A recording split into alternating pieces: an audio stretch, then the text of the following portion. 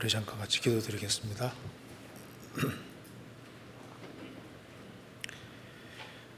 자비로우신 우리 아버지 하나님, 많은 사람 가운데 저희들을 복음으로 불러주시고 주의 크신 은혜와 사랑 가운데 살게 해주시는 것을 감사합니다. 여기에 주님의 크신 은혜와 사랑을 입은 사람들이 한자리에 같이 모였습니다. 이 시간 주 성령께서 함께 해주시고 하나님의 말씀으로 우리 마음을 깨우쳐 주시고 우리 행보를 말씀 위에 굳게 세워 주옵소서. 머지않아 다시 오실 주님 앞에 설 때 책망받을 일이 없이 주님께 영광과 찬송을 돌리고 또 주님 앞에 칭찬받는 자녀들이 다 될 수 있도록 도와주옵소서.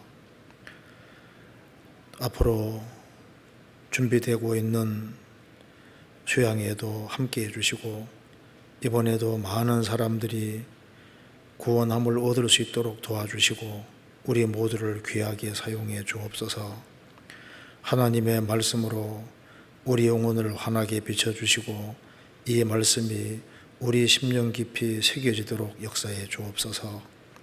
오늘 이 말씀을 통해서 우리가 주 안에서 특행할 것을 깨달아 알 수 있도록 도와주시옵소서. 주 예수 그리스도 이름으로 기도하옵나이다. 아멘. 성경 아모스 6장 찾겠습니다. 아모스 6장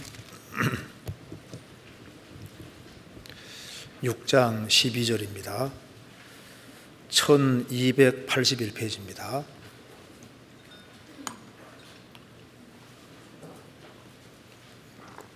아모스 6장 12절부터 제가 읽겠습니다. 말들이 어찌 바위 위에서 달리겠으며 소가 어찌 거기 밭을 밭갈겠느냐.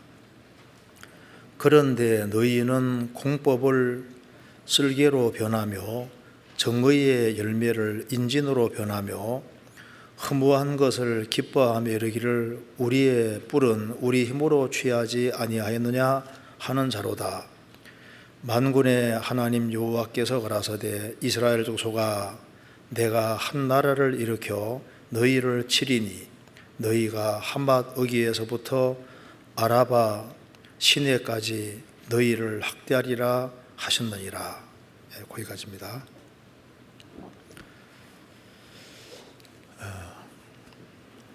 오늘 아모스 6장 12절 말씀을 좀 같이 생각해 보려고 본문을 읽었습니다. 아모스는 유다의 선지자입니다. 그런데 이스라엘이 북이스라엘과 남유다로 갈라지고 난 이후에 이스라엘은 우상 숭배를 시작하고 영적으로 아주 급속도로 하락했습니다. 그래서 하나님께서 아모스 선지자를 보내서 이스라엘을 아주 호되게 책망하는 내용이 아모스에 자세히 기록이 되어 있습니다. 북이스라엘 백성들이 이제 우상을 숭배하면서 곁길로 걸어갈 때 그들은 살아계신 하나님을 등지고 우상 숭배를 했습니다. 그럼에도 불구하고 한때 육신적으로 아주 굉장히 번창하고 잘 돼 갔던 겁니다. 그래서 그들은 하나님 말씀을 어기고 살면서도 자신들은 여전히 형통하고 잘 돼 갈 거라고 착각을 하고 있는 겁니다. 그래서 여기에 이제 아모스 선지자가 책망하면서 이렇게 말씀을 한 겁니다. 12절에 말들이 어찌 바위 위에서 달리겠으며 소가 어찌 거기 밭갈겠느냐. 여기 바위가 아주 울퉁불퉁한 바위를 말하는 겁니다. 아니 평평한 바위를 말하는 게 아니라 좁고 울퉁불퉁한 바위를 말하는 겁니다. 그런 말들이 어찌 바위 위에서 달리겠느냐.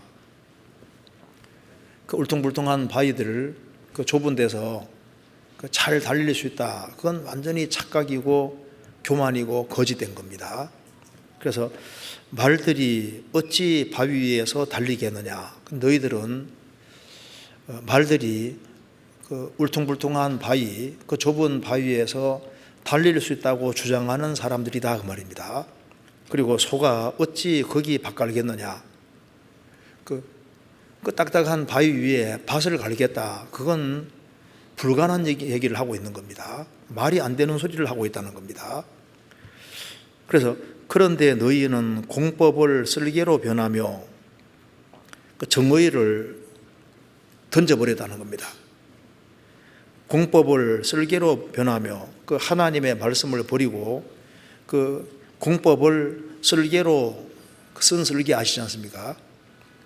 그 쓸개로 바꿔버리고 정의의 열매를 인진 쑥으로 변하며 허무한 것을 기뻐하며 이르기를 우리의 뿔은 우리 힘으로 취하지 아니하였느냐 하는 자로다.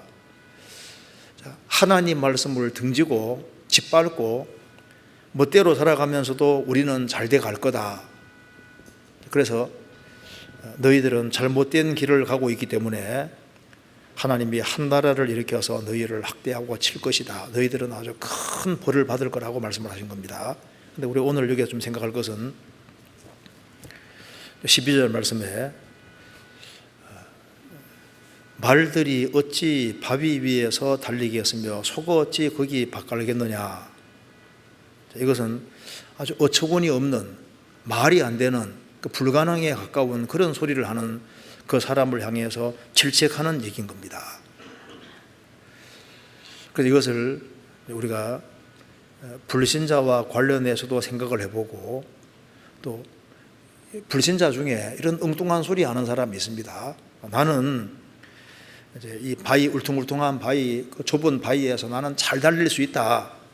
그럼 달리면 그냥 그것도 꺾어질 거 아니에요. 그리고 나는 그 바위 위에서 밭을 잘 갈고 거기에서 아주 풍성한 소살물을 낼 수 있을 것이다.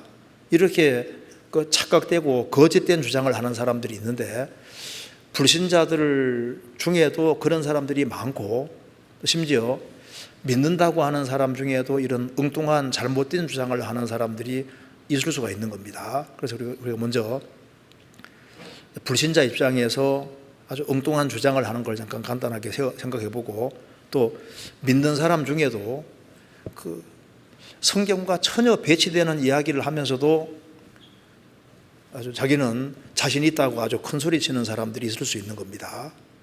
그건 잘못된 거지 않습니까? 그걸 먼저 한번 생각을 해보고 그 다음에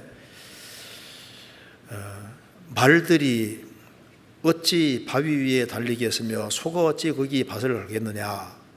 성경에 사람을 말로 표현한 경우가 있거든요. 특별히 구원받은 사람을 말이라고 표현한 것도 있습니다. 그리고 이제 구원받은 사람을 소로 표현하는 말씀도 많이 있지 않습니까?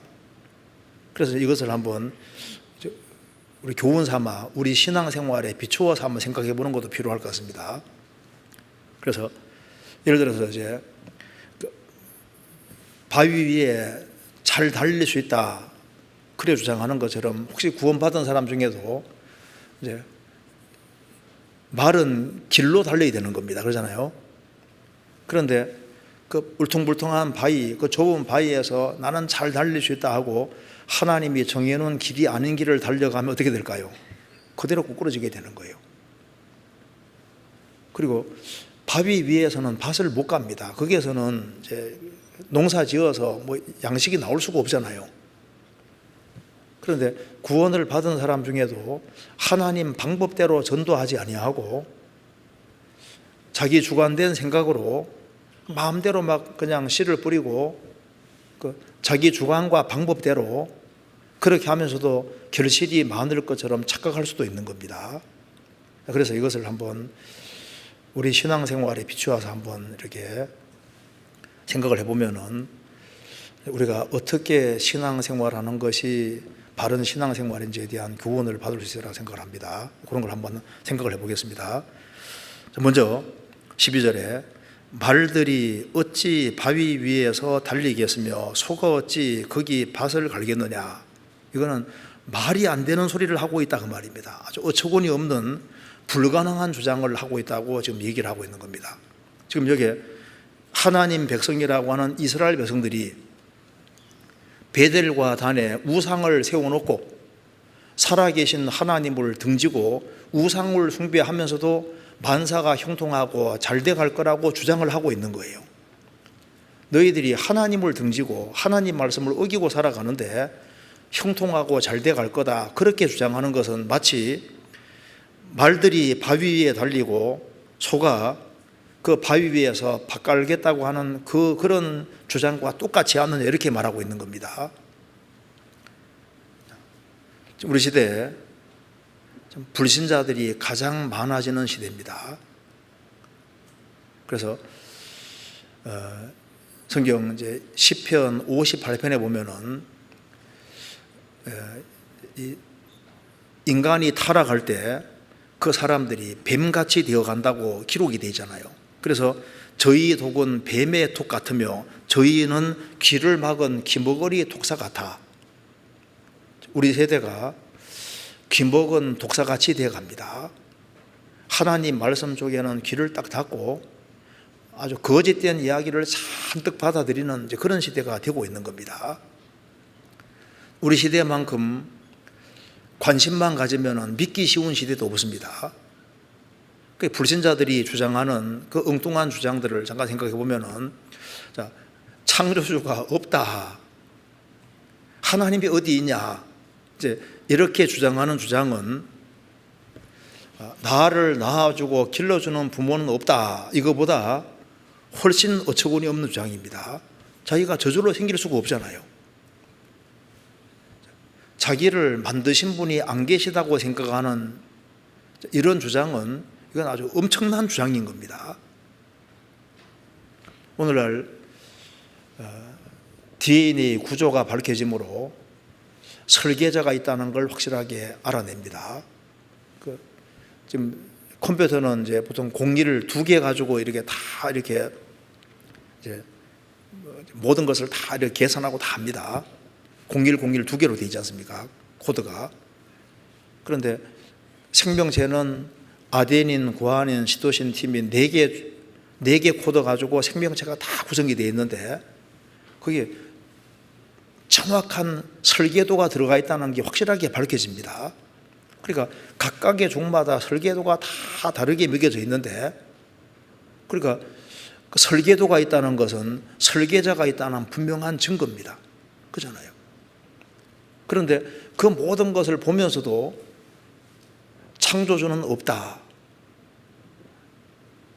이렇게 창조주 없다 이렇게 주장하는 사람은 나는 이제 바위 위에 달릴 수 있다, 나는 이제 소를 가지고서 이제 바위 위에서 밥 깔 수 있다, 이렇게 주장하는 사람보다 더 어리석은 주장을 하고 있는 거예요. 나는 죄에 대해서 형벌 안 받을 거다, 내세가 어디 있냐, 지옥이 어디 있냐, 천국이 어디 있냐, 죽음으로 끝난다, 이렇게 생각하는 그런 주장하는 사람이 있는데, 조금만 생각해 봐도 얼토당토하는 얘기를 하고 있는 겁니다. 고통이라는 걸 하나님이 만들어 놓으신 겁니다. 여기에는 고통이 좀 적죠. 통점이 여기에 적습니다. 그리고 여기에 통점을 아주 많이 만들어 놓으면요, 기골이 하기 힘들 겁니다, 자매님들.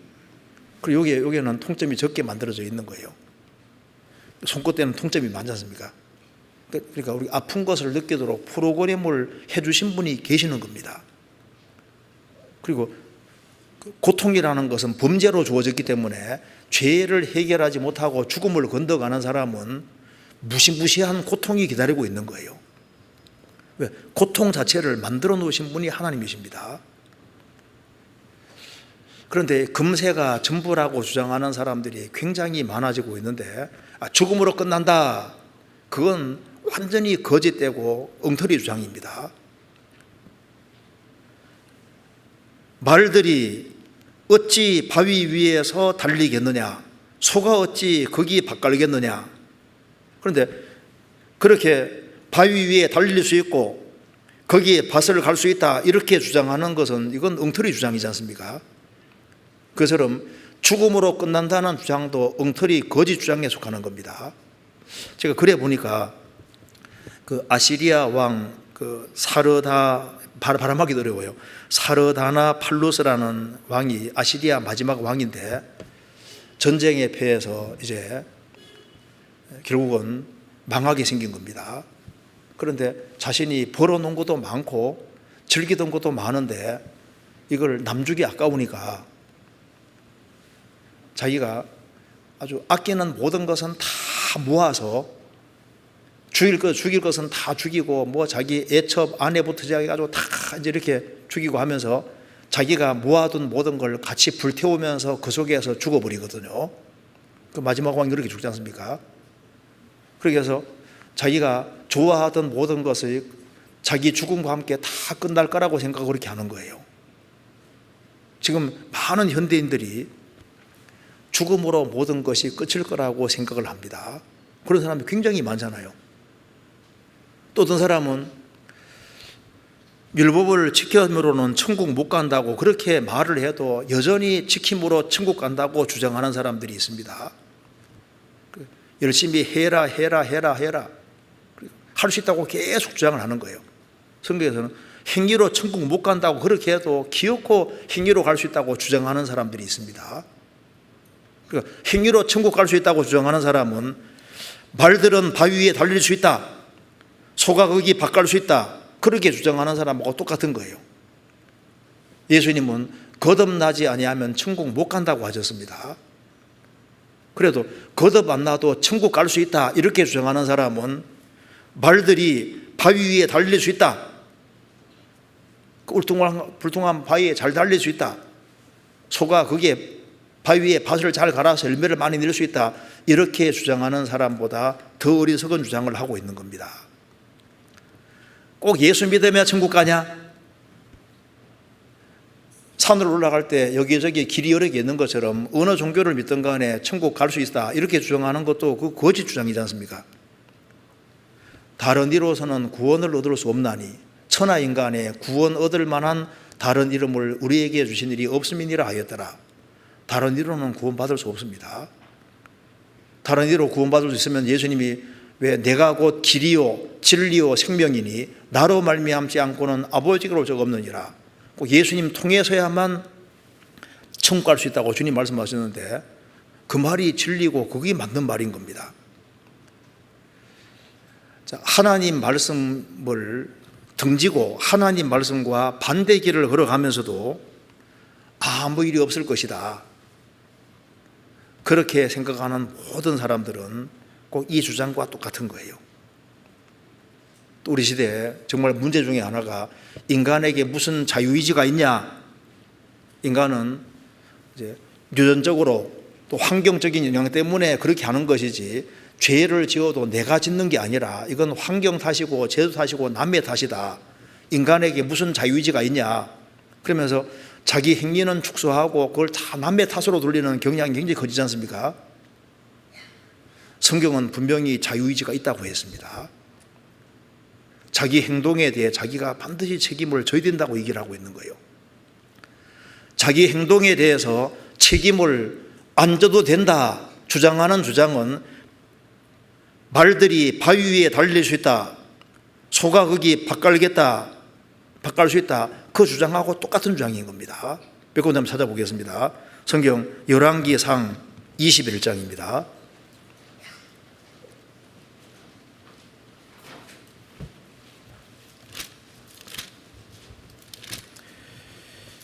열왕기상 21장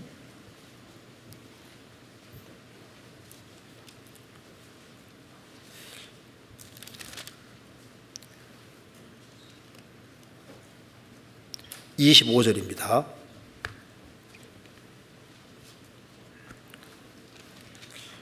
20절부터 읽겠습니다.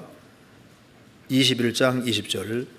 아합이 엘리야에게 이르되 나의 대적이여 내가 나를 찾았느냐? 대답하되 내가 찾았노라.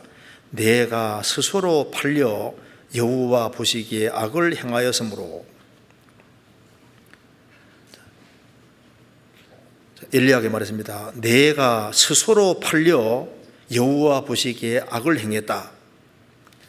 그 다음에 그 뒤에 25절, 예로부터 아합과 같이 스스로 팔려 여호와 보시기에 악을 행한 자가 없으면 저가 그 안에 이세벨에게 충동되었음이니라.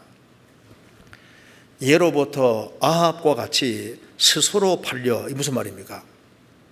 자기 스스로, 자기 자유의지를 동원해서 자기 스스로 악쪽에다가 자기 스스로 팔았다 그 말입니다. 그러니까 자기 의지를 악에게 자기가 동원시켰고 거기에다가 이세벨은 배후에서 충동시키고 부추겼다 그 말입니다. 그러니까 스스로 자기를 팔았다는 겁니다. 그러니까 스스로 하는 것이 있는 거예요. 자유의지가 있다 그 말입니다. 그래서 자기 행동에 대해 자기가 책임을 져야 되는 겁니다. 성경 누가복음 22장입니다.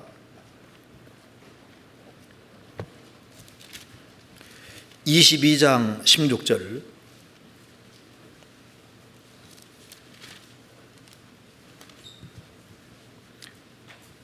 (22장) 6절 보시겠습니다. 6절에 5절부터 제가 읽겠습니다.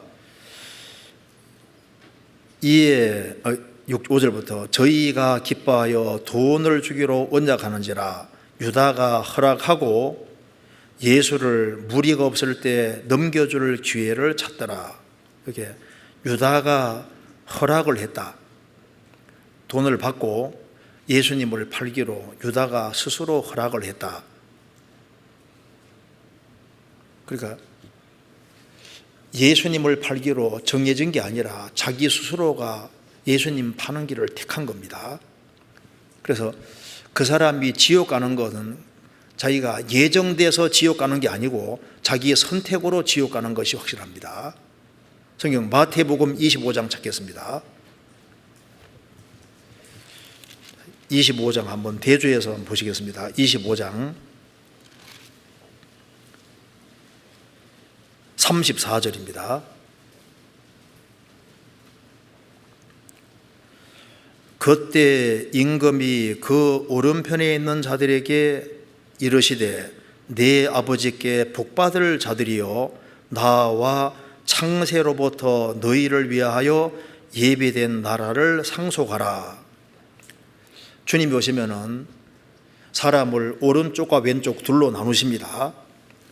그때 오른편에 있는 사람에게 말씀하십니다. 창세로부터 너희를 위하여 예비된 나라를 상속하라. 그런데 요거하고 대조 구절 한번 보시겠습니다. 41절. 또 왼편에 있는 자들에게 이르시되 저주를 받은 자들아 나를 떠나 마귀와 그 사자들을 위하여 예비된 영영한 불에 들어가라. 왼편에 있는 자들에게 말씀하시기를, 오른편에 있는 자들에게는 너희를 위하여 예비된 나라를 상속하라 그랬죠. 천국은 너희를 위해서 예비됐다고 했습니다. 그런데 지옥은 너희들을 위해서 예비해놨다고 말씀하지 않으시고 지옥에 대해서는 마귀와 그 사자들을 위하여 예비된 영영한 불이었다 그 말입니다. 그러니까 왼편에 있는 너희들도 선택을 했으면은 오른편에 속할 수 있었고 너희를 위해서 예배된 인생을 위해서 모든 사람이 구원받기 원하시기 때문에 모든 사람이 구원받도록 길을 열어두셨고 천국을 딱 준비해놨잖아요. 지옥은 왼편에 있는 사람들을 위해서 예배해 놓은 것이 아니고 마귀와 그 사자들을 위해서 예배해 놓은 곳인데 너희들이 왜 너희를 위해 예배던 천국에 오지 못하고 왜 여기에 왜 왔냐 그 말입니다. 스스로 왼편을 택한 거다 그 말입니다. 그러니까 여기에 영원한 불은 주님 말씀하시기를 창세로 너희를 위해서 예배된 나라를 상속하라. 근데 지옥은 너희들을 위해서 예배된 것이 아니라 마귀와 그 사자들을 위해서 예배해 놓은 곳이라고 말씀하셨고 원래 너희들을 보내려고 한 게 아니다 그 말입니다. 너희를 위한 게 아닌데 너희들이 왜 여기에 속하느냐. 왼편에 속해서 왼편에 스스로 자기 선택을 자기가 잘못한 거예요. 자기가. 그렇지 않습니까? 하나님이 사람을 내려보낼 때 지옥 보내려고 내려보낸 것이 아니잖아요. 그렇잖아요? 자기 스스로 하나님을 등지고 왼편을 자기가 선택하는 거예요. 마귀 편을 선택하기 때문에 지옥 가는 것이지, 지옥 가도록 정해져 지옥 가는 게 아니다 그 말입니다. 그렇잖아요? 자, 열린 세상에 우리가 살고 있는 겁니다. 자, 예수를 믿는다고 구원받았다고 하는 사람들도 그 엉뚱한 주장을 할 수 있습니다. 나는 구원받았는데 나는 교회 없이도 신앙생활을 잘할 수 있다. 교회 없이 신앙생활을 잘할 수 있대요. 그 사람은 나는 바위 위에서 잘 달릴 수 있습니다. 나는 바위 위에서도 농사 짓고 서로 밭을 갈고 잘할 수 있다고 그렇게 주장하는 거하고 똑같은 주장을 하는 거예요. 교회 없이 신앙생활을 할 수 있으면 예수님이 왜 마태복음 16장에서 너는 베드로라 내가 이 반석 위에 내 교회를 세우리니 음부의 권세가 이기지 못하리라. 내 교회를 내가 세운다고 말씀하셨고 로마서부터 요한계시록 전체가 어디에게 주신 편지입니까? 교회에게 주신 편지잖아요. 교회가 중요하지 않으면 예수님이 왜 성경에다가 자세하게 교회에 대한 얘기를 왜 자세히 써놓냐 그 말입니다. 신앙생활은 곧 교회 생활인 거예요. 그렇지 않습니까? 그 교회가 뭐 중요하냐고. 그거는 완전히 잘못된 주장을 하고 있는 겁니다. 나는 교회 없이 신앙생활을 잘할 수 있다. 교회 없이 신앙생활 누가 잘하던가요? 아니잖아요. 그리고 난 교회당만 왔다 갔다 하면 되지 뭐 그리스도인의 교제가 무슨 필요가 하냐. 그리스도인의 교제가 필요 없으면은 에베소서 다음에 빌립보서가 있을 이유가 없는 거예요. 빌립보서가 뭡니까? 성도 간의 교제를 설명하는 책이잖아요. 에베소서는 교회고 빌립보서는 교제인데 교회가 중요하니까 에베소서가 있고 성도 간의 교제가 중요하니까 빌립보서가 있는 겁니다. 그러잖아요. 구원받으면 됐지 왜 말씀을 계속적으로 배워야 되고 기도하는 것을 왜 배워야 되느냐. 그런 식으로 주장하는 사람은 말이 울퉁불퉁한 그 바위 위에서 잘 달린다고 주장하는 사람하고 똑같은 얘기를 하고 있는 겁니다. 구원받으면 됐지 뭐 구원받은 이후에 바르게 살아가는 삶이 무슨 필요가 있느냐. 구원받으면 됐지 뭐 천당 갈 거니까 아마 말도 함부로 하고 행동도 함부로 해도 아무 일이 없을 거다. 성경이 그렇게 가르치지 않습니다. 그리고 참 믿음과 착한 양심은 연결이 되어 있거든요. 좋은 나무와 좋은 열매는 연결이 되어 있는 거예요. 우리가 주 안에서 행실을 바르게 가지고 이방인 중에서 선한 행실을 가지면은 그것으로 인해서 지금보다 훨씬 더 많은 사람들이 구원받을 수도 있었을 겁니다. 성경 야고보서 1장에 사람의 성내는 것이 하나님의 의를 이루지 못한다고 하신 겁니다. 우리가 함부로 말하고 함부로 행동함으로 그것 때문에 하나님 뜻이 이루어지지 아니하고 주변 사람이 많이 이루어질 수도 있는 거예요.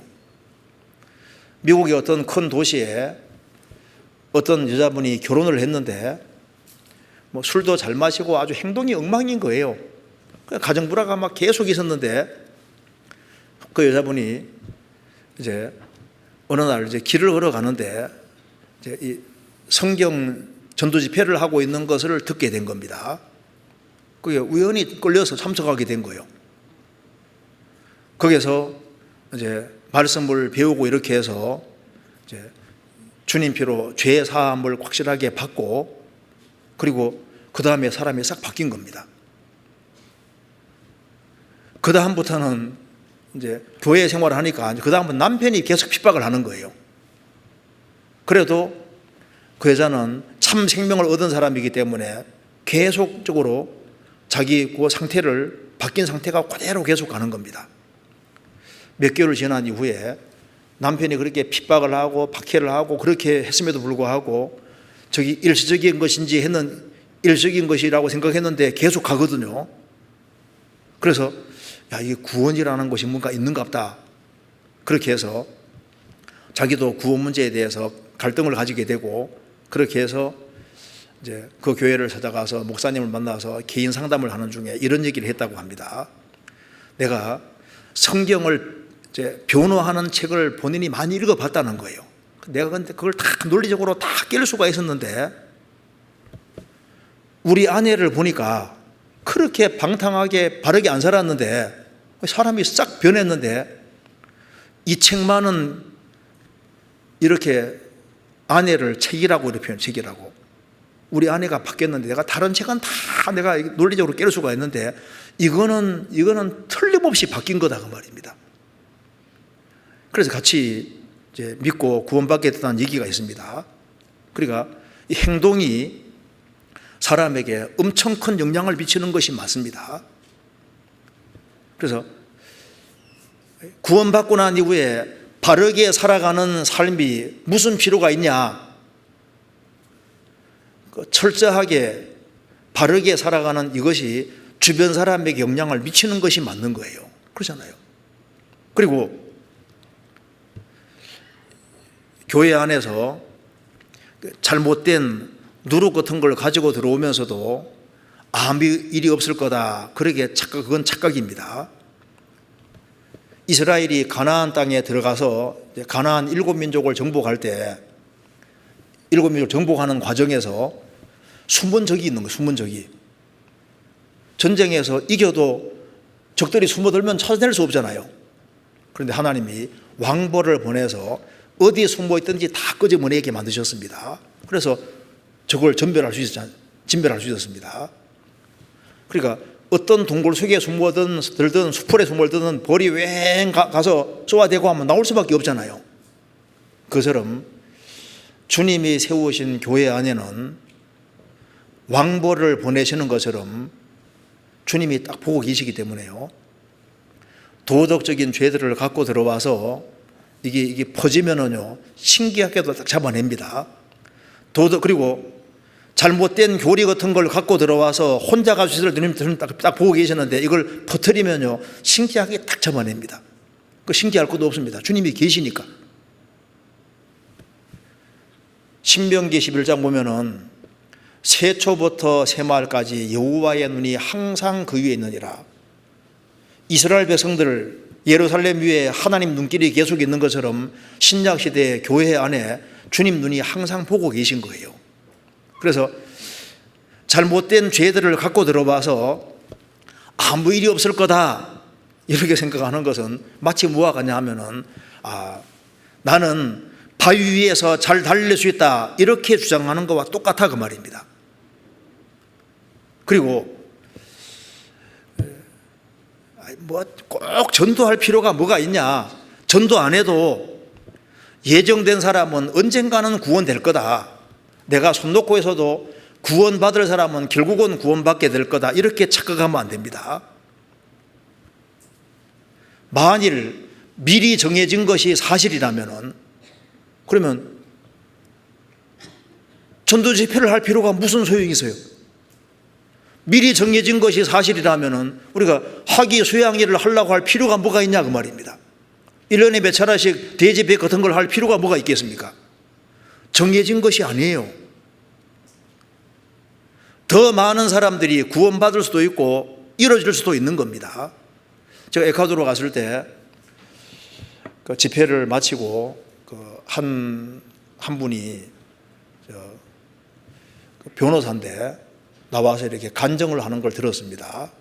그분이 이제 간증을 하면서 저는 새벽 4시에 꼭 일어나서 한국에서 온 선교사들을 위해서 기도합니다. 이렇게 말하면서 우리 선교사들이 들어오지 않았다면 우리가 어떻게 구원받을 수 있었겠습니까? 그래서 본인은 한국의 선교사들이 더 많이 에콰도르로 들어오기를 간절히 더 많이 들어오기를 계속적으로 기도한다고 말하면서 그 뒤에 이런 얘기를 하는 겁니다. 왜 이제 왔냐? 더 일찍 왔으면은 에콰도르에 더 많은 사람들이 구원받을 수 있지 않았겠느냐? 왜 이제 왔냐? 늦게 왔다 그 말입니다. 제가 그 얘기 듣는데 가슴이 그냥 찡하면서요, 맞다. 더 일찍 왔더라면은 훨씬 더 많은 사람들이 구원되지 않았을 것인가? 어떤 아버지 어머니가 좀 나이가 들어서 구원을 받았습니다. 그런데 더 젊을 때 구원받았다면 자기 자녀가 어렸을 때 말씀을 듣게 해서 더 일찍 작업했으면 구원받기 훨씬 수월할 수도 있잖아요. 그렇지 않습니까? 우리가 열린 세상에 살고 있는 겁니다. 그래서 주변 사람들이 이뤄지고 안 이뤄지고에 대해서 나 책임은 없다, 그렇게 주장하는 주장은 그거는 거짓된 주장을 하고 있는 겁니다.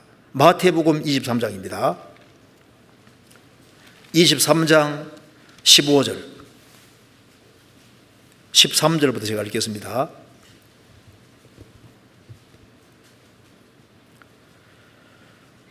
화 있을진저 외식하는 서기관들과 바리새인들이여, 너희는 천국문을 사람들 앞에서 닫고 너희에도 들어가지 않고 들어가려 하는 자도 들어가지 못하게 하나도다. 화 있을진저 외식하는 서기관들과 바리새인들이여, 너희는 천국문을 사람들 앞에서 닫고 너희도 들어가지 않고 들어가려 하는 자도 들어가지 못하게 하나도다.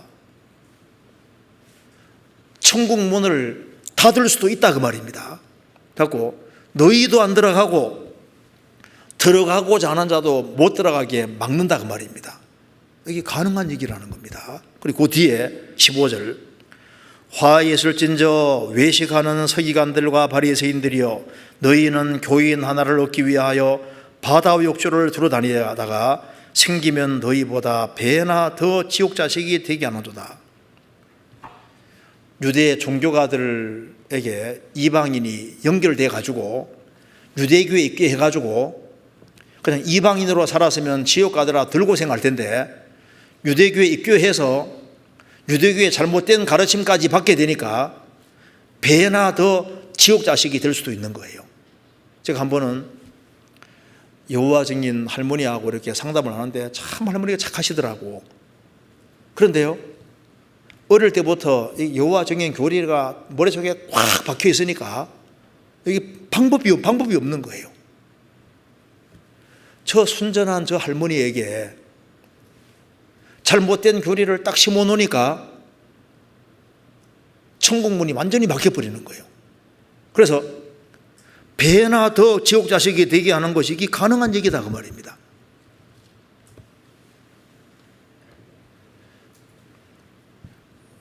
우리 주변의 사람이 구원되고 안 되는 것에 대해서 간접적으로 우리 책임이 있을 수 있습니다. 주님이 다 알아서 구원받을 만한 사람은 다 받게 하신다, 우리는 가만히 있으면 된다. 근데 그게 맞는 말처럼 보이는데 아닙니다.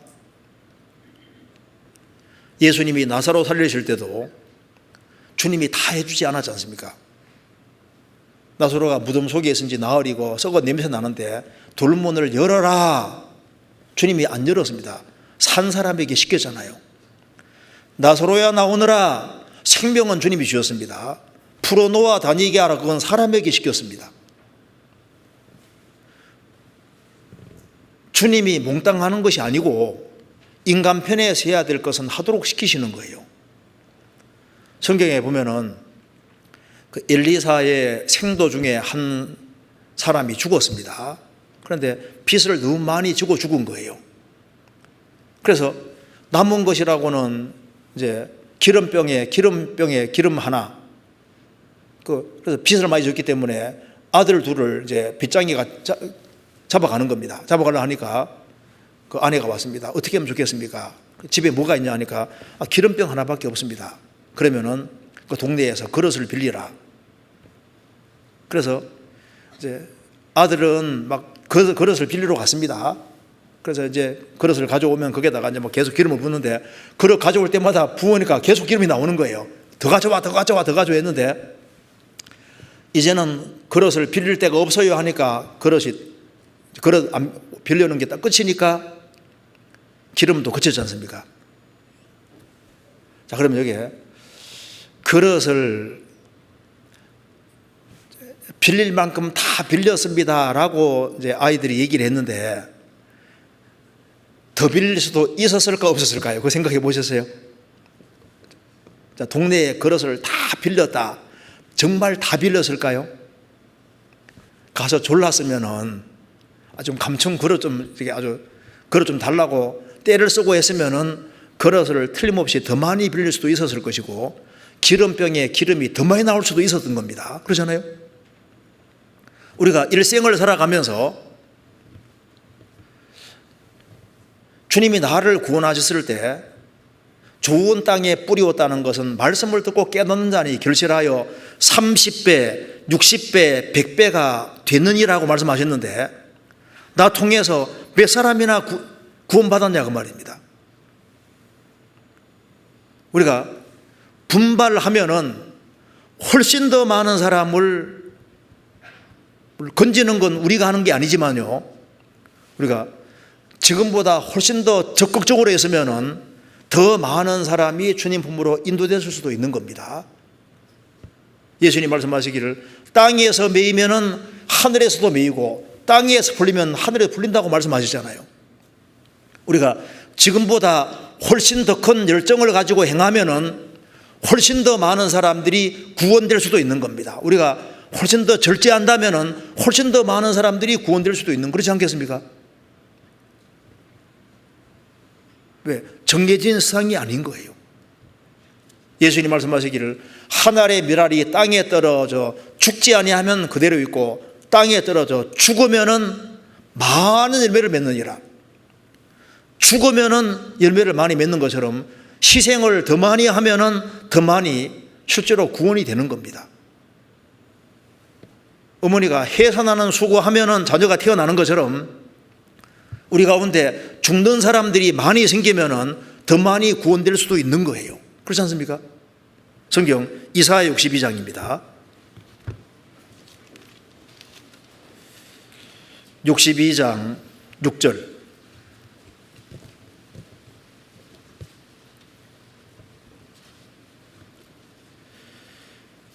예루살렘이여, 내가 너의 성벽 위에 파수꾼을 세우고 그들로 종기를 종야에 잠잠치 않게 하였느니라. 너희 여호와로 기억하게 하시는 자들아, 너희는 쉬지 말며 또 여호와께서 예루살렘을 세워 세상에서 찬송을 받게 하시기까지 그로 쉬지 못하시게 하라. 너희는 쉬지 말며 쉬지 못하시게 하라. 어떤 사람은 주님이 가만히 계시는 사람도 있거든요. 어떤 사람은 주님을 바쁘게 움직이게 하는 사람도 있는 거예요. 그리스도인들이 땅에서 주님 영광을 위해서 계획을 세우고 주님의 도우심을 간절히 구하면은 주님도 바쁘시게 움직이신다니까요. 시편 81편에 네 입을 넓게 열라 내가 채우리라. 우리의 능력 되신 여호와인데 입을 넓게 열라 내가 채우리라 말씀하지 않습니까? 입을 넓게 안 열으니까 인간의 책임이 있는 거예요. 그래서 우리가 이뤄져가는 영혼들을 보면서 내 책임 없다, 내가 전도 안 해도 입을 안 벌려도 구원될 사람은 구원될 거다, 집안 식구들 내가 꼭 신경을 써야 되나, 그들을 위해 내가 꼭 희생하고 수고해야 되나, 이렇게 생각하면은 그것도 스스로 속고 있는 것일 수 있는 겁니다. 그렇잖아요. 성경에 명명백백한 말씀들이 있는데 그 말씀을 과감하게 어기면서 내 인생은 잘 돼갈 거다 이렇게 생각하는 사람은 나는 말 타고 바위 위에도 잘 달릴 수 있다, 그 사람 그대로 꼬꾸러지게 되어 있습니다. 그러니까 우리가 성경에 비추어서 내 신앙생활이 성경과 맞는지 안 맞는지 항상 검토해 볼 필요가 있는 겁니다. 어떤 사람은 말합니다. 나는 이제 구원받아서 나는 죄의 기질 같은 거 싹 십자가 못을 박았고 없어졌다. 저도 그렇게 주장하는 사람들 좀 만나봤는데 하나같이 거짓말을 잘하더라고. 나는 죽었대요. 나는 없어졌대요. 그리고 이제 뭐 하나 탁 깨달으면 아주 단번 성장되는 것처럼 뭐 하나 탁 깨달았는데 당장 꼭대기에 올라가 있는 거예요. 설교를 판단하고 막 함부로 하지 않습니까? 자기는 뭐가 된 것처럼. 단번 성장이 되면은 자라란 말이 무슨 필요가 있습니까? 단번 성장이 되어지면은 오죽 좋겠어요. 어린아이가 어디 뷔페집에 가서 아주 실컷 먹었는데 갑자기 어른 됐다. 그런 거 없잖아요. 자라는 거기에는 다 시간이 걸리게 돼 있는 겁니다. 성경에 자라가란 말이 계속 나와 있는데 그건 단번이 아닙니다. 단번이 되면은 경건에 이르기를 연습하라 이런 말이 필요가 없잖아요. 단번에 되면 무슨 훈련이 필요하냐 그 말입니다. 제가 서점에 가보고 깜짝 놀란 것이요. 종말론에 대한 책이 거의 없어져 버렸어요. 서점에, 그래도 기독교 서점에 한 코너에는 종말에 대한 책이, 왜냐하면 구원 다음에 많이 나와 있는 게 종말이에요, 종말. 그럼 종말에 대한 책들이 있어야 되는데 종말에 대한 책이 어떻게든지 싹 사라지고 자아가 잘 되고 육신적으로 뭐 잘 되고 이런 거잖아. 그런 것만 안 듣고 저 있고 예수님의 재림이 정말 가까운 이 시대에 이 재림에 대한 것이 강조가 되지 않고 주님의 재림이 얼마나 가까운지를 일깨워주지 않는 그것을 보니까 참 이거 참 문제가 심각합니다.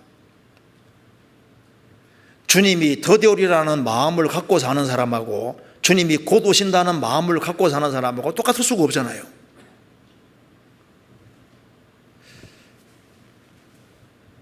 성경 다시 보시겠습니다. 여기에 아모스 6장 다시 보시겠습니다.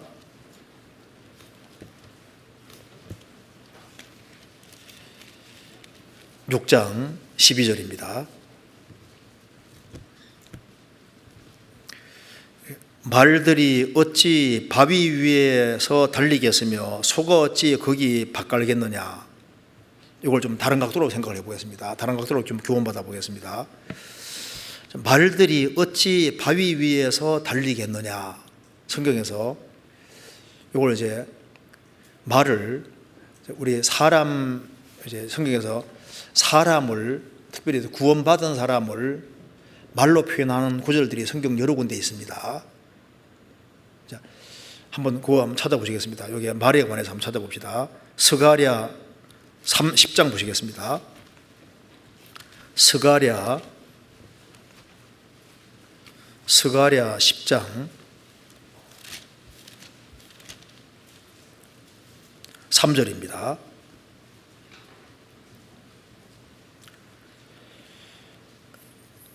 (1322페이지) 내가 목자들에게 노를 바라며 내가 수염소들을 벌하리라. 만군의 여호와가 그 무리 곧 유다 족속을 권고하여 그들로 전쟁에 준마와 같이 하리니. 하나님께서 이스라엘 유다 족속을 권고하여 돌보아서 그들로 전쟁에 준수한 말 같게 할 것이다. 멋진 말이라고 표현하죠. 말. 그러니까 하나님의 백성을 말로 표현하는 구절들이 여러 군데 있습니다. 그런데 이제 말이 바위 위에 나는 잘 달릴 수 있다 이렇게 생각하고 바위 위에 달리면 큰일 나는 겁니다. 그러잖아요. 자기가 다칩니다. 잘못하면 죽어요. 말 중에 무지한 말도 있거든요. 나는 바위가 많고 잘 달릴 수 있어. 그렇게 하다 잘못하면 차 박힌다면 말이 좀 편하게 과격한 것 같은데 할 때가 거꾸로지는 그런 일이 벌어질 수 있잖아요. 성경에서 절대 무지한 말이 되지 말라고 했습니다. 성경 시편 32편입니다. 시편 32편 8절입니다. 내가 너의 갈 길을 가르쳐 보이고 너를 주목하여 훈계하리로다. 너희는 무지한 말이나 노새같이 되지 말지어다. 그것들은 자괄과 굴레로 단속하지 아니하면 너희에게 가까이 오지 아니하리로다. 내가 너의 갈 길을 가르쳐 보이고 너를 주목하여 훈계하리로다. 말은 정한 길로 달려가야 되는 겁니다.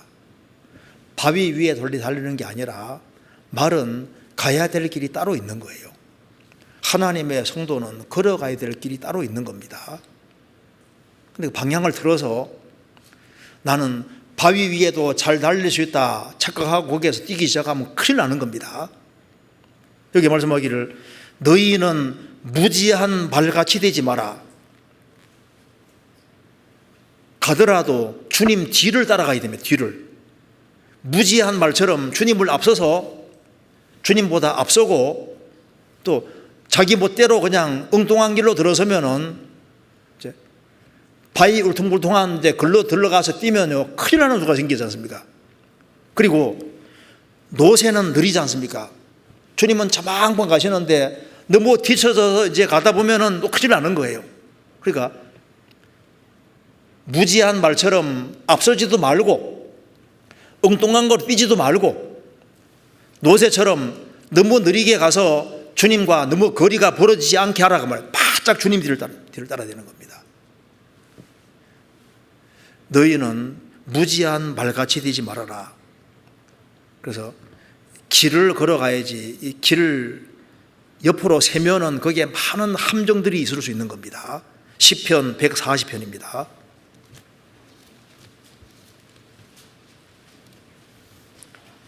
(140편) 5절입니다.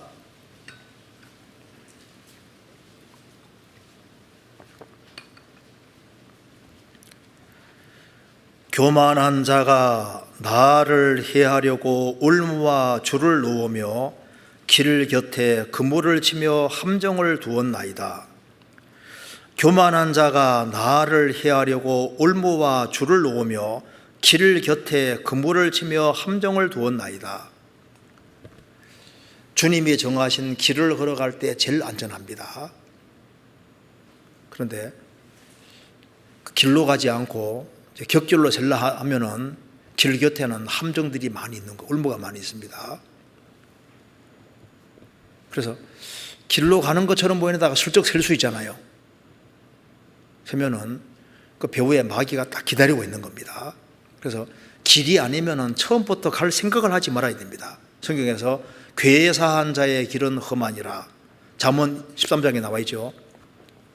거짓된 사람의 길은 험하니라. 인생이 아주 험해지고 아주 복잡해지는 거예요. 우리가 진리 가운데 행하는 속에서 핍박을 받고 억울한 소리 듣고 그런 건 괜찮지 않습니까? 우리가 길을 잘못 들어서 잘못되는 길을 가서 거기에서 거꾸로져서 고통을 받으면은 그건 무슨 칭찬이 있겠습니까? 진리 가운데 행하는 가운데 어려움 당해도 어려움을 당해야 되는 겁니다. 너희가 다름질을 잘하더니 누가 너희를 꾀더냐? 다름질을 잘하다가 누가 속삭 해가지고 험한 길을 곁길로 가는 거예요. 너희가 다름질을 잘하더니 누가 너희를 꾀더냐? 그 권면이 너희를 부르신 하나님에게서 온 것이 아니다 그 말입니다. 권면이 하나님께로부터 왔으면은 교제하는 가운데 더 힘을 얻고 더 봉사하고 진리 가운데 행하고 열정적으로 영혼을 건지고 세우는 쪽으로 달려가야 되는데 어느 순간인가부터 뭔가 중지가 되고 다른 쪽으로 열심히 되고 하면은 그거는 속은 것이 아니냐 그 말입니다. 그 권면이 주님께로부터 온 것이 아니다 그 말입니다. 성경 갈라디아 5장입니다. 갈라디아서 5장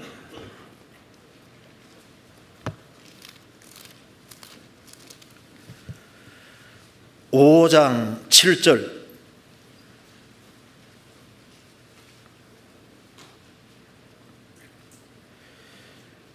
너희가 다름질을 잘하더니 누가 너희를 막아 진리를 순종치 않게 하더냐? 그 권면이 너희를 부르신 이에게서 난 것이 아니니라.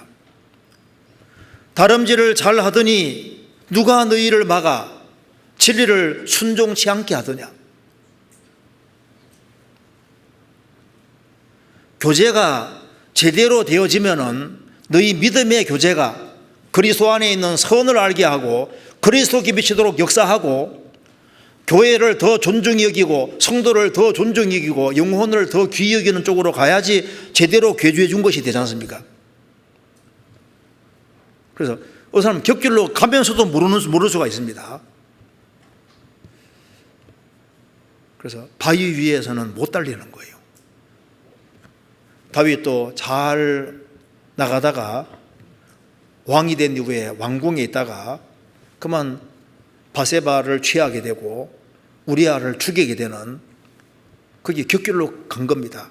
그러니까 얼마나 큰 징계를 받았습니까? 삼손도 잘 하다가 그냥 소래골짜기로 내려가면서부터 이제 블레셋 경계 지역에 들어가면서부터 이방 여인을 취하고 그 다음에 창기를 가까이 하게 되고 그 다음에는 들나품에 안겨서 결국은 머리털이 잘리고 두 눈이 빠지는 엄청난 징계를 받게 되지 않습니까? 곁길로 가면서도 나는 잘 달릴 수 있다. 그대로 다 꼬꾸러지는 거예요. 우리는 성경에서 길을 찾고 그 길을 가야 되는 겁니다. 말은 가야 될 길이 따로 있는 겁니다. 성경에서 읽겠습니다. 아가서 1장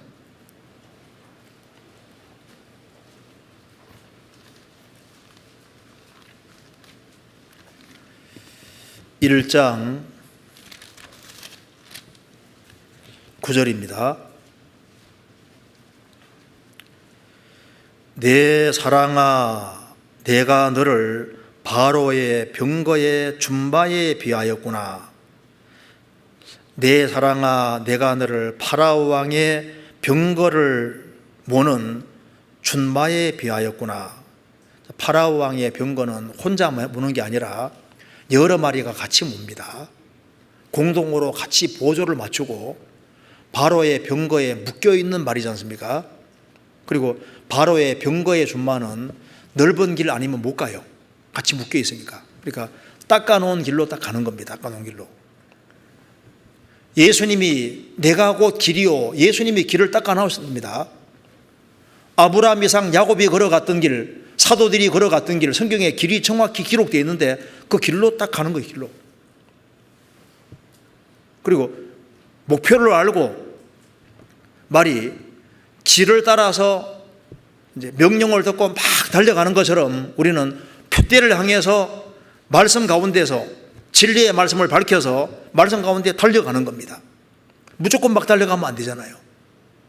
빌립보서 3장입니다.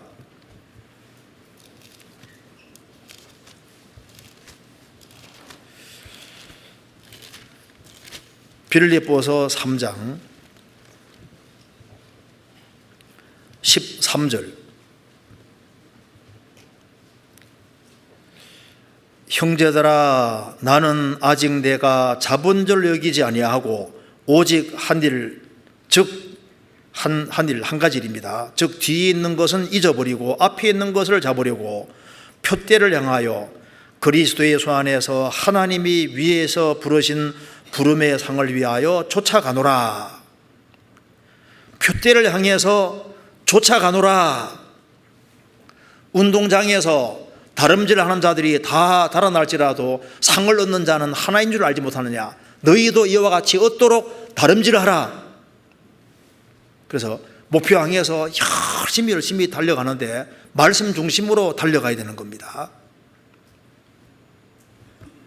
노아 시대 때는 노아 방주 쪽으로 달려가야 되는 겁니다.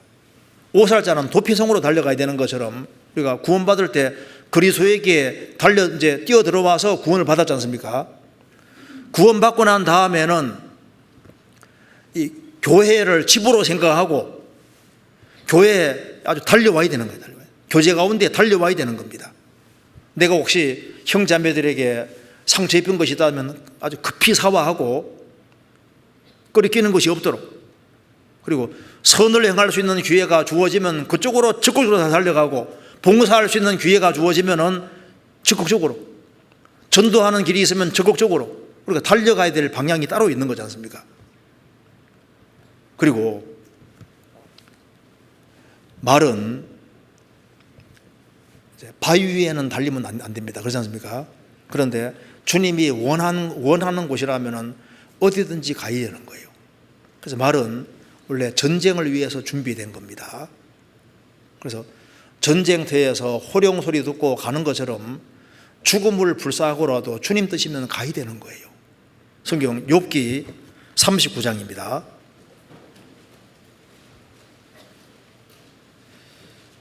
여기 말에 대해서 묘사가 되어 있습니다. 욥기 39장 19절. 이것이 성도의 모습도 됩니다. 39장 19절. 여기 용감한 말의 모습이 기록되어 있습니다. 말의 힘을 내가 주었느냐? 그 목에 흩날리는 갈기를 내가 입혔느냐? 내가 그것으로 메뚜기처럼 뛰게 하였느냐? 그 위험스러운 콧소리가 두려우니라.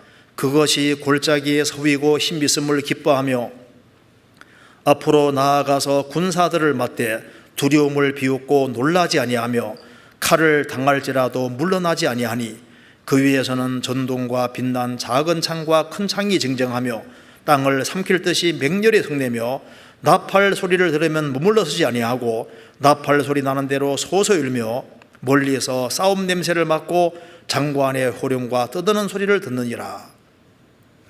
말은 전쟁터에서 장관이 명령하는 대로 죽음을 각오하고 달려가지 않습니까? 바위 위에서는 달리면 안 되지만은 우리가 지금 영적으로 전쟁터에 들어와 있는데 우리 대장은 주님이시고 주님이 가라는 곳에는 가야 되는 겁니다. 과거에는 크리스찬으로 사는 것은 어려운 것입니다. 왜냐하면은 과거에는 예수를 믿는 것은 곧 순교하고 죽는 거나 마찬가지인 시대도 꽤 있었지 않습니까?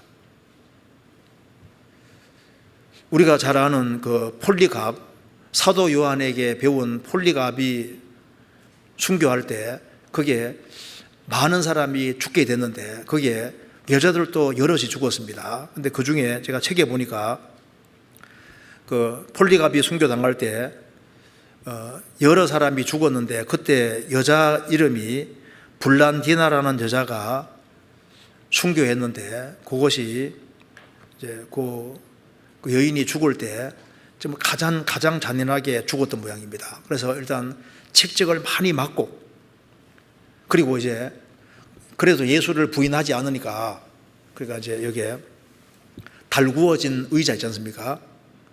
의자에 한 발자국씩 있지 않습니까? 뒤로 물러가게 하면서 이제 의자 쪽으로 가까이 하면서 부인해라, 부인 못한다, 부인해라 못한다. 그렇게 해서 결국은 의자에 달구어진 의자에 앉힙니다.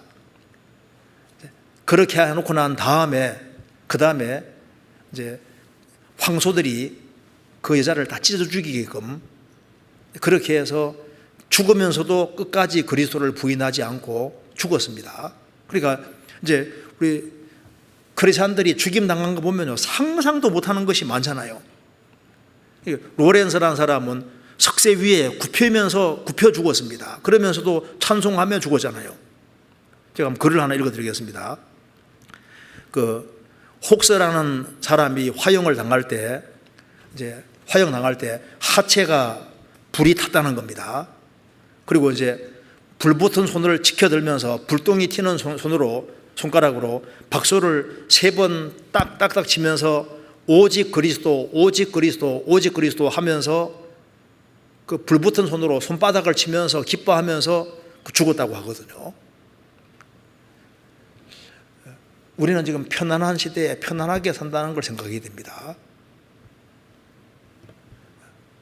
내가 이제 구원받고 참 고생하네. 코로나19 때문에 고생하네. 우리 고생입니까? 이런 건 우리는 지옥 갈 사람 하루 고생도 못하는 거예요.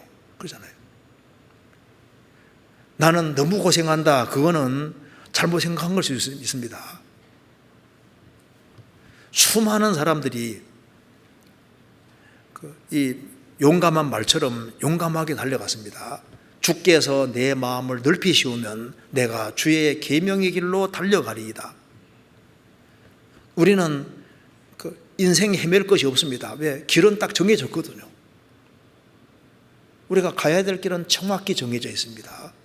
우리가 가야 될 곳은 천국이고, 그리고 어떤 길을 걸어야 될지 성경에 아주 명확히 기록되어 있습니다. 예수님이 갔던 바로 그 길이고, 사도들이 걸어갔던 그 길을 성경에 나와 있는 그 길이 아주 명확하게 나와 있는 거예요. 그걸 한 걸음 한 걸음 걸어가는 겁니다. 그런데 바위 위에서는 못 달립니다. 그래서 성경은 그렇게 돼 있어도 나는 성경 못 믿겠다. 꼭 그러냐? 뭐 징계 한번 받아보지만 하고 있지 않습니까? 성경은 그렇게 돼 있어도 성경과 이기려고 하는 사람이 있거든요. 나는 반대 길을 걸어가 보겠다. 그러면 거꾸로집니다. 불가능한 건 시도를 하지 않는 게 잘하는 거예요. 그 다음에 아모스 다시 보시겠습니다. 6장에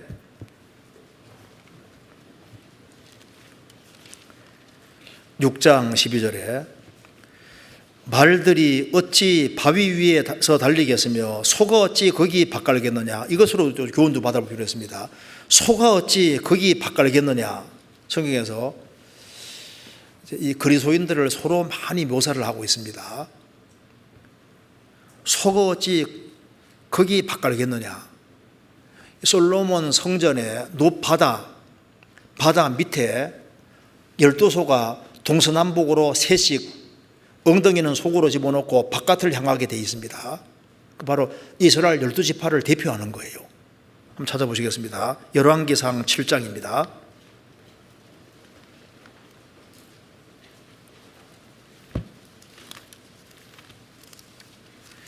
열왕기상 7장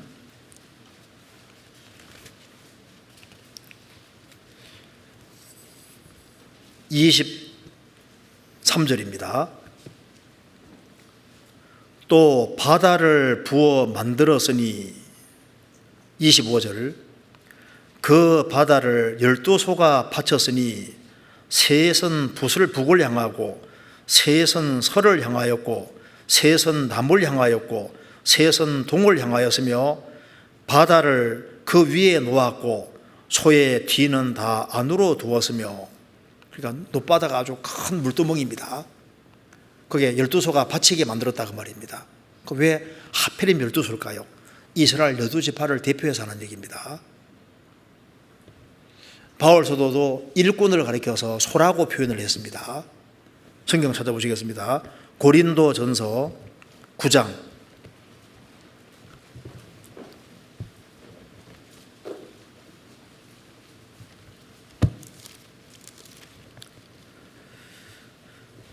9장 9절입니다. 모세율법에 곡식을 밟아 뜨는 소에게 망을 씌우지 말라 기록하였으니 하나님께서 어찌 소들을 위하여 염려하심이냐. 전혀 우리를 위하여 말씀하심이 아니냐. 과연 우리를 위하여 기록된 것이니 밭가는 자는 소망을 가지고 갈며 곡식 떠는 자는 함께 얻을 소망을 가지고 뜨는 것이니라. 구약성경에 곡식을 밟아 뜨는 소에게 망을 씌우지 마라. 그때 그 소를 염려해서 하는 말이 아니라 복음을 위해 살아가는 일꾼을 위해 하는 얘기다. 그래서 참 하나님이 소를 일부러 만들어 두신 겁니다. 그래서 마가복음을 소의 복음이라 하지 않습니까? 아버지 뜻 앞에 묵묵히 순종해서 종으로 사신 예수님의 모습을 그대로 보여주고 있습니다. 서랍천사도 모양이 소의 모양을 하고 있고, 그리고 일꾼들도 소라고 했고, 이스라엘 12지파를 다 이렇게 대표해서 소로 표현을 하고 있지 않습니까? 신약시대의 그리스도인들도 이제 소의 모습을 하고 있는 거예요. 소들이 이게 많네요. 그 구원받은 사람 모습이 이제 소 모습하고 비슷합니다. 그래서 그런데 여기에 소에 대해서 얘기를 하면서 소가 어찌 바위 위에서 밭을 갈겠느냐, 이걸 좀 생각해 봐야 되겠습니다. 소가 어떻게 바위 위에서 밭 갈겠느냐. 그런데 바위 위에서 밭을 갈 수 있다고 우기는 사람들이 있습니다. 밭과 밭을 가는 이유는 이제 곡식을 씨를 뿌려서 이제 열매를 많이 얻으려고 이제 밭을 가는 거지 않습니까? 그럼 그 바위 위를 갈아서 곡식을 내겠다는 그 생각이 어리석은 거지 않습니까? 그것처럼 구원을 받아도 이제 우리가 신앙생활 속에서도 뭔가 열매를 내고 풍성하던 결실을 얻는 데 있어서 바위 위에서 나는 열심히 농사 지어서 거기서 풍성한 수확을 거두겠다 이렇게 생각하는 사람은 어리석은 사람이지 않습니까? 전도하는데도 요령이라는 게 필요한 겁니다. 요령. 그러니까 아주 강팍하고 완고한 사람들, 지금 현대인들 마음이 얼마나 강팍 완고합니까? 거기에다가 어떤 사람 보면 막 계속 복음만 얘기를 하거든요. 그렇게 얘기한다고 그 완고한 바위가 안 깨지고서 구원을 받겠습니까? 그래서 복음만 씨를 열심히 뿌릴 때 좀 준비된 사람에게는 몰라도 아주 강팍하고 완고한 사람에게는 복음만 얘기한다고 될 리가 없잖아요. 그러니까 씨 뿌리는 비유를 배우라는 말씀대로 이 씨를 뿌리는 걸 좀 배워야 됩니다. 그렇잖아요. 그리고 또 이제 중요한 것은 자기 편한 대로 살면서 하고 싶은 거 다 하면서도 나는 신앙적으로 많은 사람을 주님 품으로 인도하고 세울 수 있을 거라고 그것도 착각입니다. 자기가 죽지 않으면서 희생하지 않으면서 편안하게 하면서 그러면서 열매를 많이 거둘 거라고 생각하는 그것도 착각이지 않습니까? 그리고 나는 교회의 도움도 필요 없이 나 혼자서 성령님이 주장하시기 때문에 내 혼자서 열심히 전도해서 전도 잘할 수 있다고 그렇게 주장하는 사람은 마치 뭐가 같냐 하면 나는 바위 위에다가 나는 농사 잘 지을 수 있고 열매를 많이 거둘 거라고 착각하는 것도 같은 거예요. 자기 혼자의 힘과 혼자의 능력과 기백으로 영혼을 많이 건질 수 있겠습니까? 예외적으로 될지 몰라도 그게 계속 지속적으로 될 수가 없어요. 전도가 되는 것 자체가 이 교회의 힘입니다. 교회의 힘. 그래서 우리가 교회에 연결되어서 공급을 잘 받는 가운데서 주님이 주시는 힘을 잘 공급받아서 그 속에서 주님 뜻 가운데 살아가는 가운데서 이렇게 전도가 되도록 되어 있는 겁니다. 그래서 바위 위에서는 농사 못 짓습니다. 그러니까 먼저는 우리가 결실을 얻기 위해서는 좋은 땅부터 찾지 않으면 안 되는 겁니다. 무조건 전도할 것이 아니라 전도 대상을 잘 찾아서 될 만한 사람을 잘 찾아서 하는 것도 그 지혜입니다. 성경 골로새서 4장 찾겠습니다. 골로새서 4장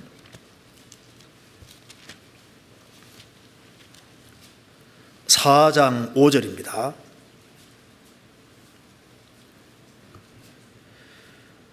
외인을 향하여서는 지혜로 행하여 세월을 아끼라.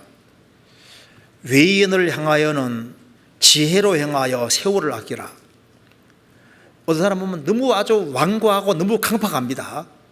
이건 뭐 전도해도 뭐 불보듯이 안 될 게 뻔해요. 너무 강팍하고 완고합니다. 마음이 아주 바위 덩어리 같은데 너가 이겨나 내가 이겨나 해보자 하면서 막 몇 년간이나 그 사람과 계속 씨름하는 것이 지혜일까요? 그런 사람 하나님께 맡기고 될 만한 사람에게 먼저 하는 게 지혜일까요? 될 만한 사람에게 먼저 하는 게 지혜죠. 우리 아버지 어머니는 막 확 막혔습니다. 완전히 돌덩어리거든요. 바위 덩어리인 거예요. 그런데 가족인지라 하면서 물론 가족 전도해야 되지만 거기에만 계속 매달리는 게 지혜가 아니고 하나님께 맡기고 주변에 될 만한 사람에게 먼저 하면서 그렇게 하는 것이 그게 지혜로운 거 아니겠습니까? 전도할 때 희생과 수고 같은 것을 드리지도 않고 주변 사람이 전도가 잘 될 거라고 생각하면 그건 틀린 겁니다. 성경에서 불의의 제물로 친구를 사귀라고 말씀하신 것처럼 주변 사람들이 구원되기 원하면 물질을 깨야 되는 거예요. 그리고 정말 희생하고 수고하는 모습을 보여야 됩니다. 미국에는 어떤 자매님들은 전도하기 위해서 막 1년 동안 식모처럼요 가서 계속 봉사해주고 하면서 그렇게 해서 마음을 녹여서 수양에 데려가서 구원받게 하지 않습니까? 그러니까 한 사람 한 사람 구원받을 때 엄청난 정성과 희생과 수고가 들어가는 거예요. 세상이 지금 삭막해져 가도 사람 마음을 움직이는 건 사랑입니다.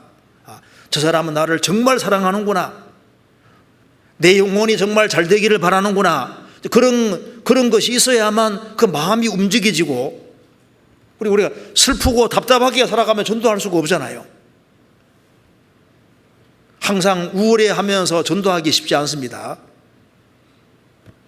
밝은 마음으로, 기뻐하는 마음으로, 감사하는 마음으로 살아가는 그 속에서 전도가 되지, 항상 불평하고 불만을 터뜨리고 이기적이고 개인적이고 사소한 것 때문에 탄식하고 너무 괴로워하고 그런 모습 보이면서 어떻게 전도할 수 있겠습니까? 우리 이번에 주양회가 얼마 남지 않았는데 이게 온라인과 병행해서 하기 때문에 생각보다 실제로 많은 사람을 건질 수가 있을 겁니다.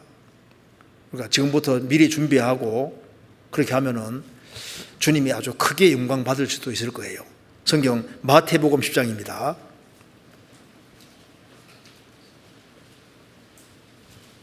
10장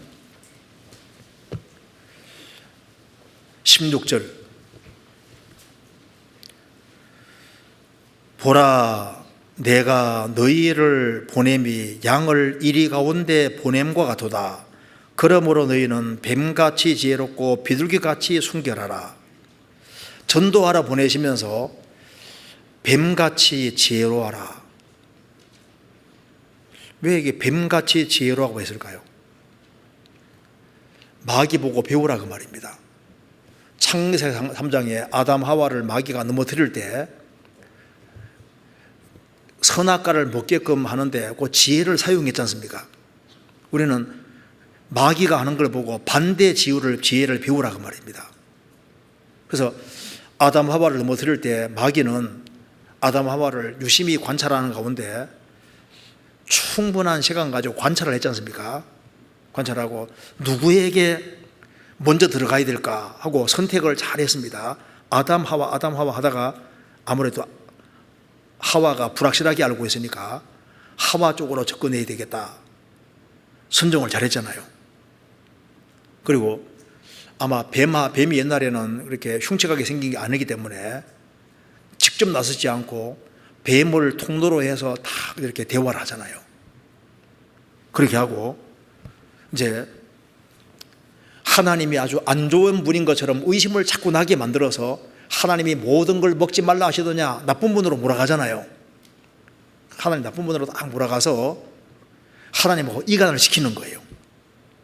그리고 이제 죽을 까누라 하니까 결코 죽지 아니하니라 하면서 이거 먹으면은 막 결과가 얼마나 좋을지 거짓말을 막 늘어놓잖아요. 그렇게 해서 기어코 먹게 만들고, 그리고 이제 아담까지 먹게 만들고 결국은 넘어뜨리는 거 봐요. 이걸 보고 우리가 배우라 그 말입니다. 우리가 역용을 할 필요가 있는 겁니다. 우리가 전도하는데도 내가 누구를 전도하면 좋을 것이냐, 그걸 충분한 시간 가지고 쭉 조사해 보면요, 이게 전도될 만한 사람이 누군지를 알 수가 있을 겁니다. 잘 선정을 하고, 그리고 우리는 하나님은 아주 좋은 분으로 묘사하고 마귀는 아주 나쁜 존재로 잘 묘사해가지고 마귀하고 떼놓으려고 해야 되잖아요. 그리고 이제 구원받는 게 얼마나 단순하게 되어 있는지, 요거 믿으면은 결과가 얼마나 좋은지 그걸 아주 잘 얘기를 하고, 그래서 잘 먹게끔 이렇게 만들어야 되는데, 믿게끔 만드는 거 이게 지혜잖아요. 뱀같이 지혜로워라. 그래서 마귀는 넘어뜨리는 데 지혜를 사용한 것처럼 우리는 영혼을 건지는 쪽으로 지혜를 잘 사용할 필요가 있는 겁니다. 그러니까 이번에 사람을 상당히 많이 인도할 수도 있습니다. 어떻게 생각하세요? 이거 온라인으로 듣기로도 할 수 있으니까 한 몇 명 정도 전도를 할 수 있을 것 같아요. 최대한 많은 사람을 듣게 하고, 그러니까 수양회까지 데려가기는 어려운데 아주 말씀을 잘 듣도록 유도해가지고 그거 미리미리 계획 세우면 상당히 많이 건질 수 있을 겁니다. 그렇죠? 듣게 할 수 있는 그런 아주 좋은 기회가 이것만큼 수양에 좋은 기회가 없는 거예요. 그래서 이제 수양이 얼마 안 남았는데 아주 시간을 이제 좀 이렇게 귀중하게 생각을 하고 미리미리 준비하는 게 필요할 것 같습니다. 제가 한번 글을 읽어드리겠습니다. 잉글랜드의 체스터 사원에 이렇게 쓰여 있다는 겁니다. 그러니까 크고 오래된 시계 속에 이렇게 기록되어 있답니다. 울고 웃던 어린 시절은 기어갔습니다. 활기찼던 청소년 시절을 그 시간은 걸어갔습니다. 어른이 되었을 때 시간은 뛰어갔습니다. 늙어갔을 때 제 시간은 날아갔습니다. 나는 곧 알게 될 것입니다. 시간이 다 가버렸음을. 오 주님, 그때 저는 구원을 받은 자일까요? 꼭 죽음 건너가니까 구원 받을 자일까요? 그러니까 시간은 빠르게 지나가니까 자기 구원을 확실히 해야 되고 타인의 구원을 위해서 힘써야 되는 겁니다. 우리가 주님을 위해서 일할 시간이 많이 남지 않았습니다. 우리 한 구절만 더 보시겠습니다. 요한복음 9장입니다. 9장, 요한복음 9장 4절입니다.